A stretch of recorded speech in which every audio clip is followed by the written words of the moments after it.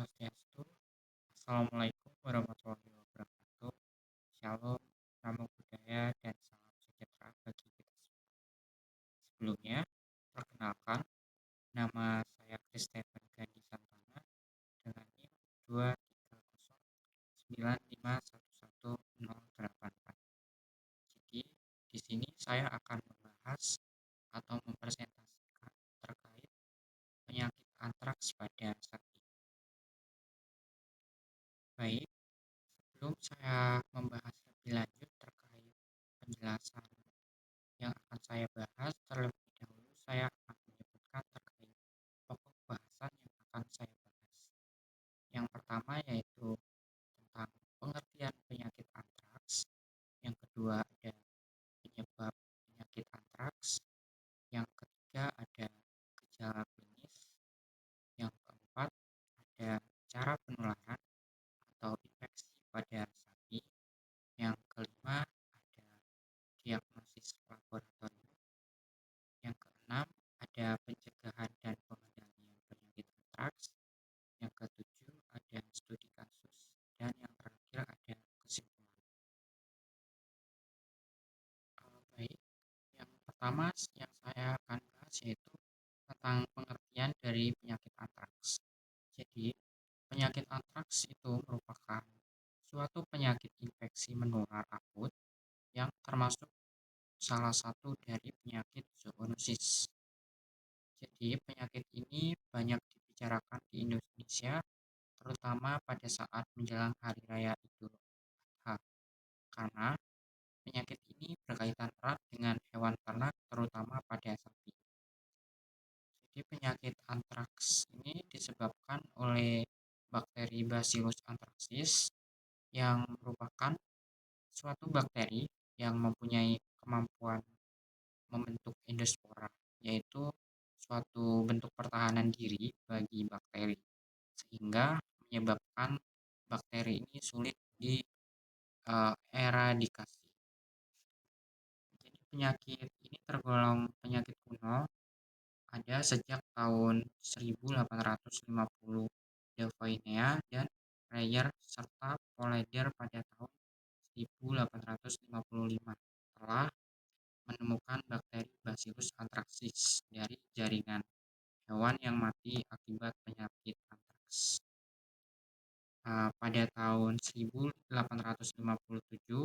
Brouwer telah dapat memindahkan bakteri ini dengan cara menginokulasikan darah dari hewan yang terinfeksi pada percobaan. Dan pada tahun 1877, Robert Koch berhasil mengisolasi bakteri ini di laboratorium. Setelah saya menjelaskan terkait pengertian dari penyakit antraks tadi, jadi selanjutnya saya akan membahas tentang penyebab dari penyakit antraks tadi, yaitu dari bakteri Bacillus anthracis. Yang saya akan bahas yang pertama yaitu morfologi dari bakteri tersebut. Jadi bakteri Bacillus anthracis itu memiliki bentuk batang besar dengan ujung persegi panjang, dengan ujung persegi dengan panjang 3 sampai 5 mikrometer dan lebar 1 sampai 2 mikrometer. Bakteri ini tergolong dalam gram positif yang mana berwarna biru ungu setelah dilakukan pewarnaan gram dan tampak seperti ruas pohon bambu di bawah pengamatan di mikroskop. Bakteri ini membentuk endospora oval yang hanya muncul di luar tubuh inang atau setelah inang mati. Dan bakteri Bacillus anthracis ini memiliki kapsul dalam tubuh inang, tapi tidak terbentuk di in vitro kecuali pada media dengan 5% CO2 dan natrium bikarbonat. Yang kedua yang saya akan bahas dari bakteri Bacillus anthracis ini yaitu dari sifat fisiologis dan biokimianya. Yang pertama, bakteri ini tumbuh optimal pada pH 7 sampai 7,4 secara aerob dengan suhu ideal 30 derajat Celcius yaitu rentang 15 sampai 40 derajat Celcius. Pada blood agar plate, koloni besar putih keabuan, tepian tidak rata, dan permukaan berbulu atau medusa head appearance. Uh, Selanjutnya tidak bergerak atau non-motil, berbeda dari kebanyakan bakteri dari genus Bacillus lainnya. Bakteri ini memfermentasi glukosa, maltosa, dan sukrosa, yang mana menghasilkan asam, tetapi tidak memfermentasi manitol, laktosa, atau galaktosa. Dan bakteri ini mencairkan gelatin perlahan, mereduksi nitrat menjadi nitrit, dan tes Voges Proskauer atau VP itu positif. Dan berikut merupakan gambar dari bakteri Bacillus anthracis sendiri, yang mana memiliki bentuk batang yang panjang dan berwarna biru keunguan, yang menandakan bakteri ini tergolong pada bakteri gram positif. Selanjutnya yang saya akan bahas mengenai penyakit antraks ini, yaitu dari gejala klinis yang terlihat pada hewan yang terpapar. Yang pertama yaitu bentuk perakut. Ini sering terjadi pada hewan sapi. Yang pertama itu terjadi kematian secara mendadak tanpa tanda-tanda klinis sebelumnya.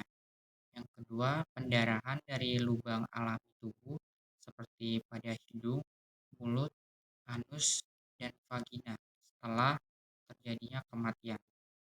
Yang ketiga, tidak terjadi kekakuan pada tubuh setelah mati atau tidak ada rigor mortis. Dan yang terakhir ada gejala ini sering muncul pada daerah yang endemik. Yang kedua, dalam bentuk akut, itu gejalanya yang pertama demam tinggi hingga 41 derajat Celcius atau bisa lebih. Yang kedua, kelemahan ekstrim dan kehilangan nafsu makan pada hewan. Yang ketiga, diare berdarah atau kotoran bercampur darah. Dan ada juga kesulitan bernapas atau dyspnea. Selanjutnya, terjadi pembengkakan pada bagian tubuh tertentu seperti pada tenggorokan, dada, atau perut. Dan produksi susu pada sapi itu menurun secara drastis. Selanjutnya, terjadi kematian dapat terjadi dalam waktu 1 sampai 2 hari setelah gejala di atas tadi muncul. Dan bentuk yang ketiga atau terakhir yaitu bentuk subakut atau kronis. Ini terjadinya sangat jarang. Yang pertama itu gejala yang pertama bengkak ringan di sekitar tenggorokan atau pharyngeal anthrax yang dapat menyebabkan sulit bernafas atau menelan. Yang kedua, terdapat luka atau abses pada kulit. Yang ketiga, penurunan berat badan secara perlahan dan kelelahan kronis. Dan yang terakhir, penyakitnya berlangsung lebih lama dibandingkan dengan bentuk akut. Berikutnya merupakan cara penularan dari penyakit antraks, yaitu sumber infeksi antraks ini berasal dari tanah yang tercemar endospora dari bakteri Bacillus anthracis yang dapat diserap oleh akar tumbuhan dan mencapai daun atau buah, yang mana berpotensi menginfeksi ternak atau manusia yang mengonsumsinya.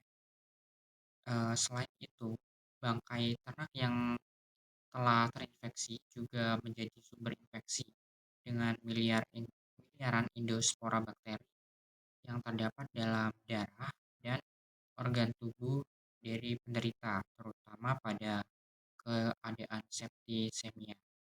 Jadi spora-spora ini dapat tersebar melalui angin atau air, mencemari air, pakan, rumput, dan peralatan. Dan pada hewan, sumber infeksi ini utama penyakit antraks adalah tanah.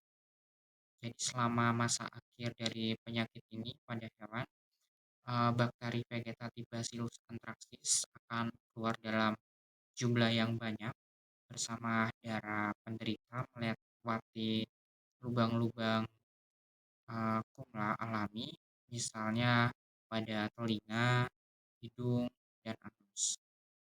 Bakteri ini dengan segera membentuk endospora yang mana berdiam diri di tanah selama bertahun-tahun, bahkan hingga 60 sampai 70 tahun. Hal inilah yang kemungkinan dapat menjadi sumber infeksi dari antraks yang terus-menerus ada. Baik, setelah saya membahas terkait cara penularan dari penyakit antraks tadi, selanjutnya saya akan menjelaskan terkait bagaimana cara diagnosis laboratorius untuk mengetahui penyakit antraks atau diketahuinya bakteri Bacillus anthracis. Yang pertama yaitu menggunakan PCR. Jadi tes ini tes molekuler untuk mendeteksi DNA dari bakteri Bacillus anthracis. Yang kedua yaitu dilakukan pengamatan di mikroskop. Jadi bakteri anthracis dapat diidentifikasi melalui pewarnaan khusus yaitu pewarnaan Gram atau Weidenstein, dan yang ketiga melalui kultur bakteri yang mana dilakukan pada media laboratorium untuk memastikan keberadaan bakteri. Selanjutnya merupakan pencegahan dan pengendalian. Yang pertama dilakukan vaksinasi pada hewan ternak. Yang kedua dilakukan pengelolaan peternakan. Yang ketiga dilakukan isolasi hewan yang sakit atau terpapar penyakit antraks. Yang keempat, penanganan bangkai hewan. Jadi bangkai hewan yang terinfeksi penyakit antraks itu ditangani dengan baik dengan cara dikubur dengan benar. Yang kelima yaitu pembatasan akses. Yang keenam, disinfeksi pada kandang atau lingkungan yang terpapar. Yang ketujuh, pengelolaan hewan yang masih hidup. Dan yang terakhir pengendalian pada lingkungan. Baik, pada slide berikutnya akan saya tampilkan yaitu studi kasus berupa video tentang berita penyakit antraks. Jangan lupa subscribe di YouTube channel Metro TV News dan juga nyalakan notifikasinya. Pasca temuan kasus antraks di 2 desa, upaya pengendalian penyebaran antraks terus dilakukan Dinas Pertanian dan Kesehatan Hewan Kabupaten Gunung Kidul, Yogyakarta. Sebanyak 50 petugas kesehatan hewan, Dinas Peternakan dan Kesehatan Hewan Kabupaten Gunung Kidul diterjunkan ke Desa Hargomulyo dan Desa Gombang untuk penyuntikan antibiotik ke hewan ternak baik sapi maupun kambing. Penyuntikan antibiotik dilakukan terhadap seluruh ternak di 2 desa tersebut yang sudah ditetapkan sebagai zona merah penyebaran antraks. Usai antibiotik, upaya pengendalian lanjutan akan dilakukan dengan vaksinasi ternak di seluruh Kapanewon. Dari 2 Kapanewon yang terdapat kasus antraks, terdapat 46.000 hewan ternak sapi dan kambing yang nantinya akan menjadi sasaran pemberian antibiotik dan vaksin. Selain itu, seluruh ternak dari 2 zona merah juga akan diisolasi selama proses pengendalian dan dilarang dibawa keluar wilayah atau dijual untuk sementara waktu.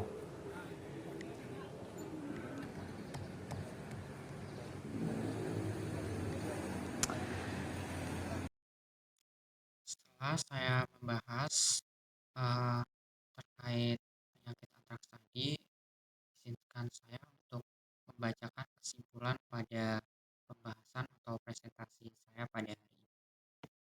Jadi antraks merupakan penyakit zoonosis yang dapat menimbulkan kematian. Antraks disebabkan oleh bakteri Bacillus anthracis, yaitu suatu bakteri yang memiliki bentuk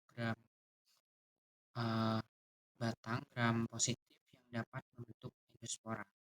Jadi endospora Bacillus anthracis ini tahan hingga puluhan tahun di dalam sehingga merupakan sumber dari penyebaran penyakit antraks.